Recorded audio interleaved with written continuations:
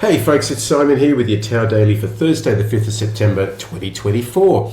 Markets on Wednesday were a little bit downbeat. We saw here the S&P made an attempt to rally intraday.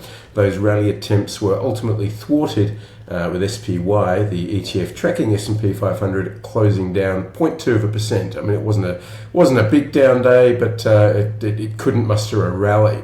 The other thing that we see is we did make a lower high and a lower low for the session, just barely.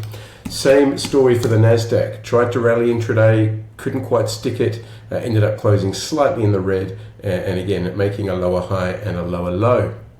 Futures are very quiet right now. It looks as though markets are just treading cautiously ahead of the main event of economic data this week, which will be non-farm payrolls tomorrow morning, New York time. Now, the economic data so far this week, it's all been pretty downbeat. We had ISM manufacturing on Tuesday. That came in a little lower than expected. It's still in contraction. Feels like it's been in contraction for like 2 years. JOLTS, the job openings data, was weaker than expected as well. We saw a larger than expected drop in job openings in August. It came in 5% lower than estimated. And we also saw a 3% downward revision to the June data. Now, the JOLTS data has been very consistent for about 3 years now in terms of showing a slowdown in hiring. And it kind of supports the idea that last month's disappointing non-farm payrolls figure wasn't just a kind of a seasonal fluke. We also had the Fed's Beige book was released. It was unimpressive to say the least. Activity was reported as flat or declining in 9 of the 12 Federal Reserve districts. That's up from 5 from the previous month.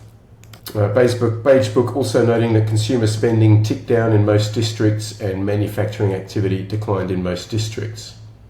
So honestly, the market probably held up pretty well, despite the kind of fairly gloomy economic news that's been surrounding us.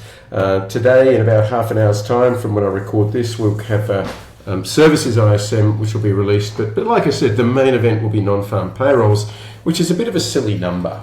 It is subject to drastic subsequent revisions. The number itself is it's a result of some arcane statistical gymnastics. It really is kind of a made-up number, but the market loves to kind of obsess about it anyway.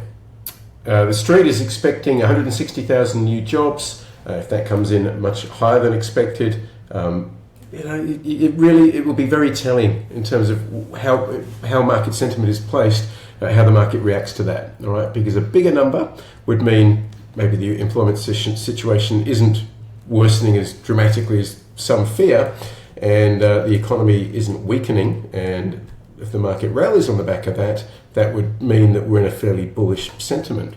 If, however, the market was to sell off on the back of that because it makes a 50 basis point cut in September less likely, that would indicate that the bearish sentiment is kind of ruling the show here. But like I said, I wouldn't expect a big move in markets today ahead of non-farm payrolls. And really and truly, non-farm payrolls has become the big economic data release that the market is focusing on again. It's a bit like how CPI was a couple of years ago. That's what I got for you today. I hope it helps, and I'll catch you tomorrow.